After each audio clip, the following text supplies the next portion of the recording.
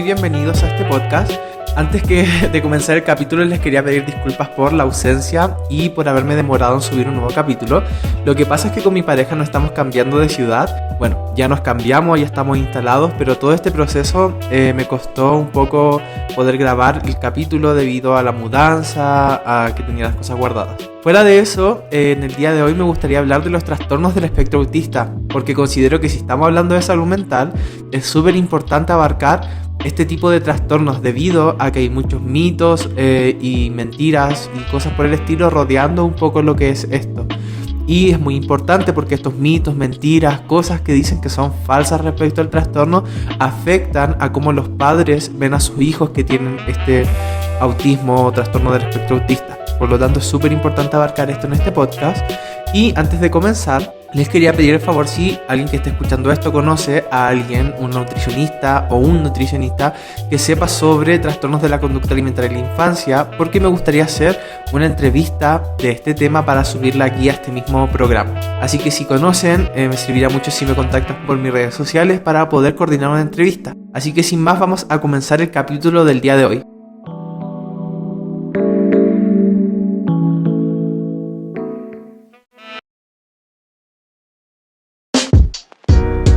Bueno, entonces para comenzar, ¿qué son los trastornos del espectro autista y por qué hablo en plural? Bueno, antes se conocían a los trastornos del espectro autista dependiendo, por ejemplo, si la persona era más funcional o no era tan funcional.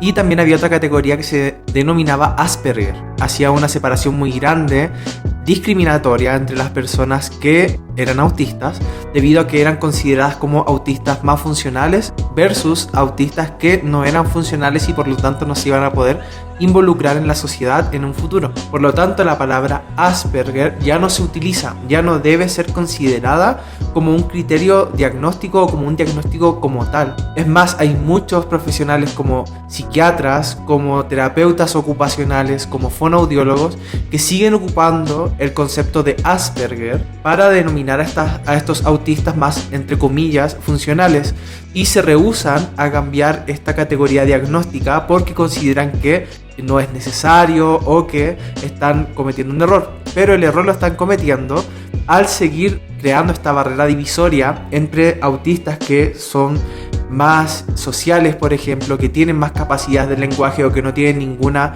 discapacidad cognitiva, versus los que sí las tienen, y eso está mal. Por lo tanto, antes de comenzar este capítulo, lo más importante es entender de que Asperger ya no existe, Asperger ya no se utiliza, Asperger ya no es un diagnóstico actualizado sobre lo que incluye todo este espectro. Entonces, aclarado eso, ¿qué son los trastornos del espectro autista? Los trastornos del espectro autista no son una enfermedad, hay que tener en claro eso. Es un trastorno del neurodesarrollo, por lo tanto, habla de un neurodesarrollo atípico. En los primeros capítulos, para los que no lo han escuchado, hablamos de lo que es esto del neurodesarrollo, que es sobre cómo los niños, niñas y niños se van desarrollando a través de su infancia y cómo van expresando esta maduración neurocognitiva a través de conductas como lo puede ser la motricidad gruesa, la motricidad fina, la interacción social, el lenguaje y cómo cosas o procesos más complejos como el pensamiento, que no se pueden observar por ejemplo en un microscopio,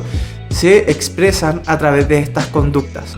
Entonces el neurodesarrollo, en resumen, es este proceso complejo que habla de la neuromaduración de los chicos y que se va expresando a través de la infancia. Por lo tanto, una persona TEA o una persona autista se estaría hablando de alguien que tiene un neurodesarrollo atípico, es decir, que es diferente al de los demás, no significando que es una persona con una enfermedad o no significando que es una persona enferma, simplemente su cerebro se desarrolla de forma diferente y que nosotros como sociedad no estemos acostumbrados a tomar en cuenta las diferencias de las personas, habla peor de nosotros que de ellos. Pero bueno, es importante igual tener este concepto diagnóstico de lo que es el espectro autista porque nos ayuda a intervenir como profesionales en los niños que presentan síntomas o indicios de poder tener un desarrollo y un neurodesarrollo atípico y diferente al de los demás.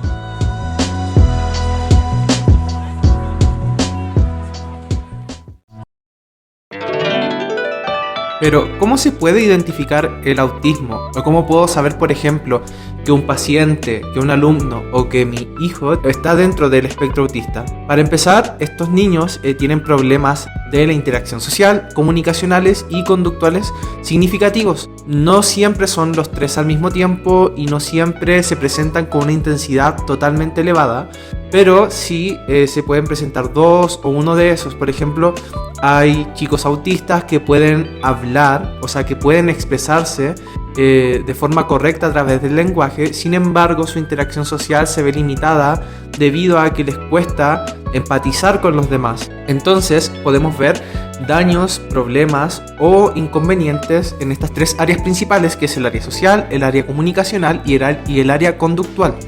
A menudo no hay indicios en el aspecto de las personas con autismo a simple vista, pero al interactuar con estas personas, con estos niños que algún día van a ser adultos, sí se pueden dar cuenta de que hay algo que no es, por ejemplo, como el resto de sus compañeros, como el resto de niños de su edad, debido a este desarrollo o este neurodesarrollo de forma diferente o atípica. La forma en que las personas con TEA puedan resolver problemas, expresarse a través del lenguaje, tener destrezas de aprendizaje, de pensamiento y de resolución de conflictos va a variar mucho dependiendo del niño. Es decir, cada niño TEA es un mundo totalmente distinto. Puede tener, por ejemplo, una vida totalmente normal, pero de vez en cuando tener crisis sensoriales importantes debido a que tienen hipersensibilidad, por ejemplo, a la luz, hipersensibilidad al sonido, hipersensibilidad a los lugares nuevos, etc. Entonces, hay muchas cosas que pueden tener o no puede tener un niño autista, por lo tanto, es importante evaluarlo dependiendo de cada caso.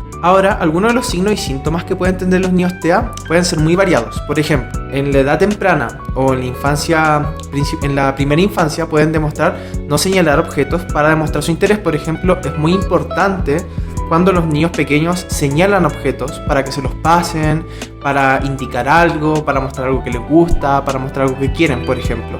Mientras que niños TEA pueden no presentar esta señalación de objetos, este apuntar con el dedo índice, por ejemplo. No mirar a los objetos cuando otra persona los señala también es una señal de que alguien o de que un niño pueda tener TEA. Tener dificultad para relacionarse con los demás, evitar el contacto visual incluso con sus vínculos filiales más cercanos, como lo puede ser con su madre, su padre, su cuidador o con cualquier persona que está a cargo del niño. De repente estos niños evitan el contacto visual, evitan el contacto físico, y esto ya estaríamos hablando de que no es normal, debido a que en el desarrollo típico de un infante se presenta esta búsqueda de relación, esta búsqueda de contacto, esta búsqueda de interacción junto con sus pares o junto con sus cuidadores, como lo puede ser su madre, su padre. Tener dificultades para comprender los sentimientos de otras personas igual es un síntoma muy común. Los niños TEA les cuesta empatizar con las personas de su entorno porque no pueden ponerse en el lugar de los demás.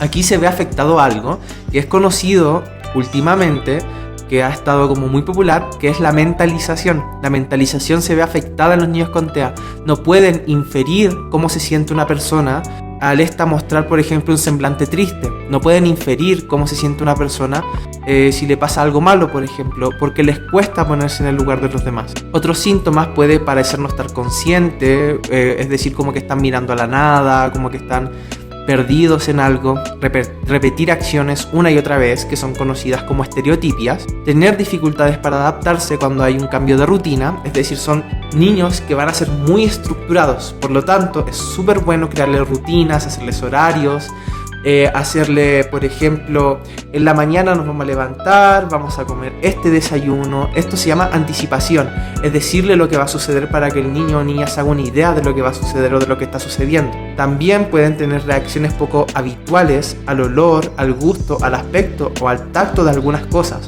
Es por esto que de repente vemos a chicos autistas que separan la comida por color, o que no pueden comer ciertas comidas porque el tacto o la textura de la comida le provoca malestar, le provoca desagrado, le puede provocar incluso crisis de pánico. Incluso hay un indicador muy importante de TEA que se puede ver en la infancia, que es el retroceso en hitos que ya había cumplido, como por ejemplo dejar de decir palabras que antes usaba, dejar de atarse los zapatos, dejar de mirar a los ojos, cosas por el estilo. El diagnóstico debe ser siempre multidisciplinario. No puede ser, por ejemplo, llevar a tu hijo a un psicólogo y que diga que tiene TEA y listo. No. El diagnóstico de TEA tiene que seguir muchos pasos y es uno de los diagnósticos que personalmente encuentro que es bastante complejo porque tiene que pasar por psicólogo o psicóloga, por médico, por psiquiatra, incluso a veces piden evaluación de terapeutas ocupacionales, de fonoaudiólogos, etc.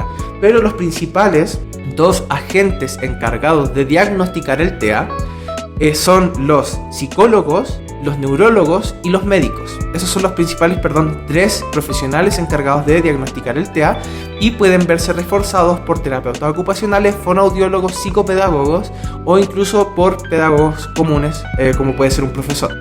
El tratamiento actualmente no existe una cura porque no es una enfermedad, como les recalqué al principio. Sin embargo, las investigaciones muestran que los servicios de tratamientos de intervención, como lo puede ser la estimulación cognitiva, la estimulación afectiva, el desarrollo de inteligencia emocional, beneficia mucho a los chicos con TEA. Por lo tanto, es súper importante, como lo dije en aproximadamente creo que en el segundo capítulo de este podcast, todos los niños se ven beneficiados por la estimulación. No importa si tengan TEA, si no tengan TEA. Porque, por ejemplo, si un profesor, si un psicólogo, si un médico dice que hay sospecha de TEA, pero que prefiere hacer estimulación y ver cómo le va a ir al pequeño o a la pequeña, yo recomendaría que sí vaya, porque la estimulación va a beneficiar a cualquier niño, independiente de si tiene un desarrollo atípico o típico.